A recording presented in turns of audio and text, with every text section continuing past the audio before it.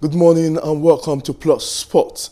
Another fantastic edition of the show is here in front of you as we look into one particular sport that's been striving in a mix of other sports. We know that football is the most popular sport in the country, and also we know following that are basketball, table tennis, and numerous sports. But there's one sport that is trying to make so much of effort to enable itself to be on the prominence, and that's baseball and softball. We know baseball is prominently a game that is played in America, and also softball.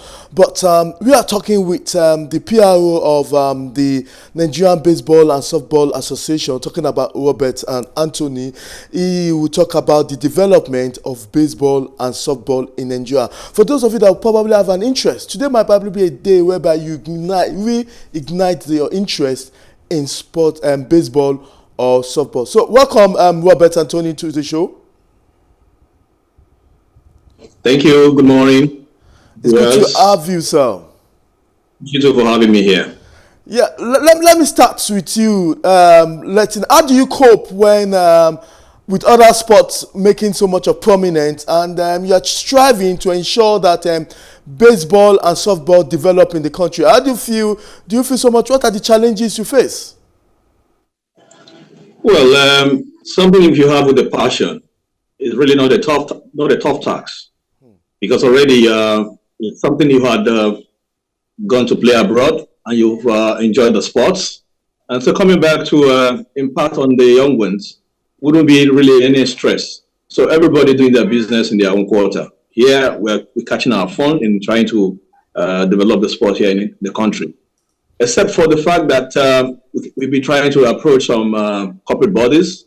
I know it's been difficult, but from the interest among members, we do our self-contribution to see that we grow the sports, and we have some support come from the bodies abroad, and Europe, Asia, America. All of these countries are in one way or the other having some exchange programs that help to develop the sports. So we've been having those benefits come from them, though we've had some difficulties sometimes with clearing of our goods in terms of the high charges of taxes. But in any way, we've been having some sail-throughs where the equipments will come in, and we've been using this to reach out to most of our kids far away, northeast, north central, southwest, southeast, south, all of this whole area in the country. The sports have gone in the development of this area. So for us, it's not a hideous tax, but we would also hope that a lot of people come on board to see how we develop our kids, to get them playing baseball and get, of course, the forest come from it as professionals. Okay, thank you for that. We know that a lot of people can really pinpoint to the development of football in the country, development of table tennis, development of tennis and other sports in the country, historical. Some of these sports I just mentioned have been to the Olympics, Commonwealth Games, and the National Sport Festival. Can you give us the development of baseball and softball in the country, and how it came into the country? Well, since 1989, the sports have been rejuvenated in the country, because from the history we gathered, the military, what they call them, the Peace Corps, when they came to Nigeria, they had this game being played. But in the thinking, General Williams, in particular, who had been the president until 1990, before he stepped down as the president. No, sorry, 2004, before he stepped down as the president of the Nigerian Baseball and Softball Association. All this time, when he gathered a few friends, and they tried to rejuvenate the sports here in Nigeria since 1989. For now, it's 33 years. All of this time, we have had the opportunity, or I in person had to play the under 17 at that time in 1991. That's in Bradon, Canada, where we got the best sportsmanship award. And we went on, we got back to the country, and all of us were on that trip. So we decided to go, there are separate states to develop the sports. And it gave us the opportunity to have raised teams for the All African Games. And for the All African Games, we have had 2 appearances for softball, but about 5 appearances for baseball in the All African Games. For the festival, both baseball and softball have appeared at the festivals for 6 times.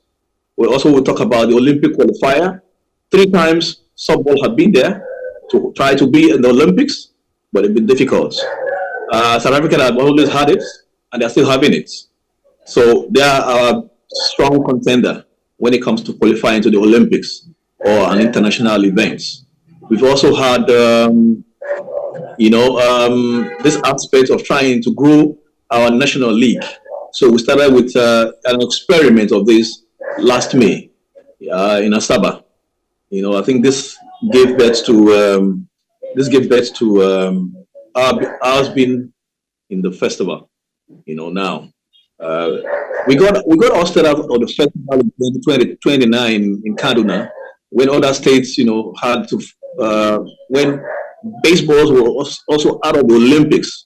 So that affected us for the one Lagos was to host. But for now, we thank God.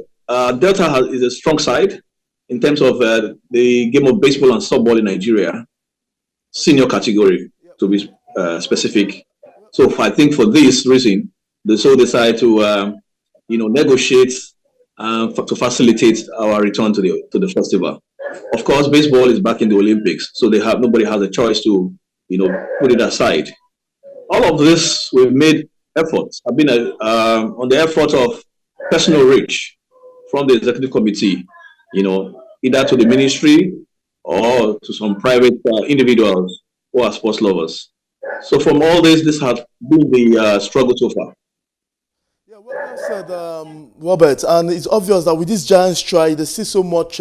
Why does it still remain not so popular as expected? Because you've mentioned them all African games, you've mentioned the Commonwealth games and some certain games that both baseball and softball have done so well, and your involvement and the involvement of other well-meaning Nigerians, but it still remains not where as popular as expected to be. So what are the challenges that it hasn't given it the preeminence it ought to have given the sport itself, with all these contributions and developments and initiative you've done and the others? Why is it still remaining not in the mainstream of sport in the country? Well, I think I have to be honest to you. We have an attitude here, and the attitude is straight and forward. If you don't have any activity where you don't have a freebie, a lot of people try to want to shy away. So I think that's basically one thing that is hindering the spread. People like you, for example, okay, and many other of the your colleagues in this industry have actually helped us in their ways of publicizing the sports, and we give them all the kudos. If you talk about why has the sports not really reached out to the media space, I would simply say that probably we've not done our homework well, or that the much we have done is not enough. I just pray that a lot of people will begin to understand that there are futures and prospects in every sport as it is in the country, like baseball and softball in Europe, in Asia, in America. It's one of the highest paid sports. So it's a welcome opportunity today for me to address every loving sportsmen and women, families, to say it's best that you get your kids get involved in this game called baseball and softball. We have it from the foundation, that is the Little League. And the Little League are classified in the age category. We have under 12, we have under 15, we have under 18. The senior league equally there. So it's something that has to do with interest. The much we have done may not be enough.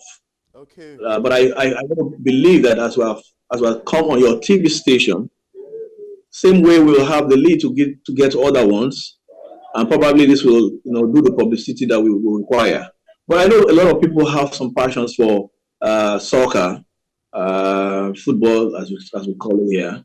Um, yes, I equally too. I follow up, and it's a thing about interest. So you can't force it on people. But for those who have gotten involved in baseball and softball, have never regretted being a part of it. What's up? But we know the role of the Federal Ministry of Youth and Sports, like the name indicates, is to develop sports. And I know that has been the role of present minister, the past, or the ministry as a whole in developing this sport, knowing fully that whether has it got into the stage that is a federation or you're still operating based on an association. What role has the Ministry of Youth and Sport done to develop these two sports? Well, I would say that experience has it that we have collaborated, in time past, and we are collaborating as well now. But it's a difficult situation when you are not federated. If you are an association, then you find it difficult not to have the full support as you expect to get from the Ministry of Sports. So that's the position as we have it for now. So, of course, it's become a concern to members of the association. A lot have the opinion that the federation should change the status quo. And steps have been taken by this current executive committee. And the minister himself had been briefed.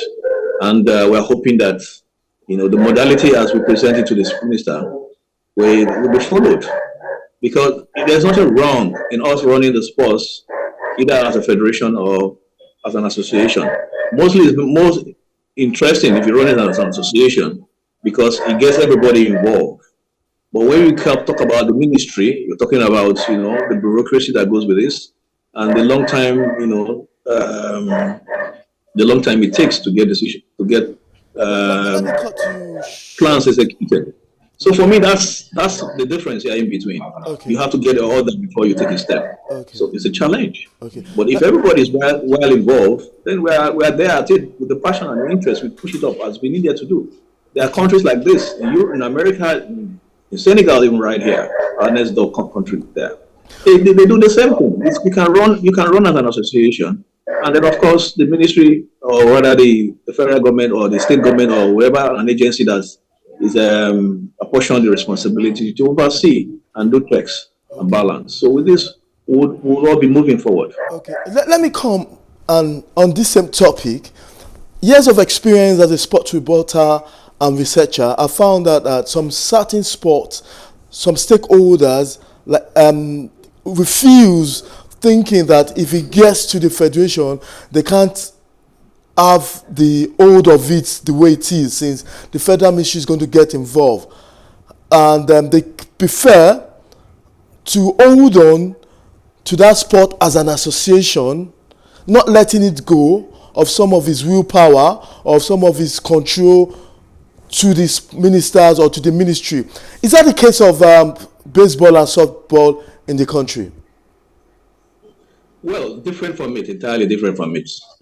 Like I said earlier, a lot of the members, raised this topic, and it became a concern because right within the sports, we have many of our athletes who are equally involved in other sports. So they feel concerned, and they said, well, we've been in this system for 33 years. What does it need or we continue in the same style? Because the ideology here, the people don't want to buy it. So let's go federated. Okay. So I want to believe that among the population in the executive right now, or the number in the executive who are for, are more than the against. Okay. So it is not a contest of the people wanting to hold power. Okay. No, it's not that. Okay. Of course, the founding fathers, founding members of the association did want it to run in a proper manner. Okay, and they laid down that policy. Anthony. So if we now decide we want to change it because time has revolved. So that's why the members today says they want it this way. So of course, no objection to it. Thank you. So we're working plans in this direction. Lastly, Anthony. On this topic, you are going to be at the National Sport Festival. The sport to be at the National Sport Festival, and you are doing a training for umpires and officials, as you call it in this sport. Tell us what is the training all about ahead of the National Sport Festival as we round up on the discussion. Yeah, thank you very much. The information is quite clear. We believe that all of our umpires, they did not had serious events like this in time past, right? So they may be likely be rusty in the rules and regulations, or rather in the rules that govern the game. So with this is a refresher seminar whereby game situations will be uploaded, treated, analyzed, and then they come to a conclusion onto whatever it is, like a refresher, getting them refreshed as it concerns the sports, in terms of operating the sports and scoring the sports, because a few things have happened in terms of rule change. All of those rule changes are going to be applied here at the seminar. So with this, we're hoping that we get them tuned up, ready for the festival. So we by this we are minimizing whatever going to be a conflict, and we enable our athletes enjoy their game. Of course, the coaches also will enjoy their game. It calls for less arguments, during the game, and then bring a smooth advertorial and engagement for the sports. Thank you very much. So that's the whole essence of having to organize the seminar, the umpires and scorers seminar. Thank you very much, Robert Anthony. Thank you very much for your role in development of baseball and football in the country. Thank you very much. Thank you very much for having me. And I want to pray that we'll tell our members to stay glued to your TV station. Thank you very much.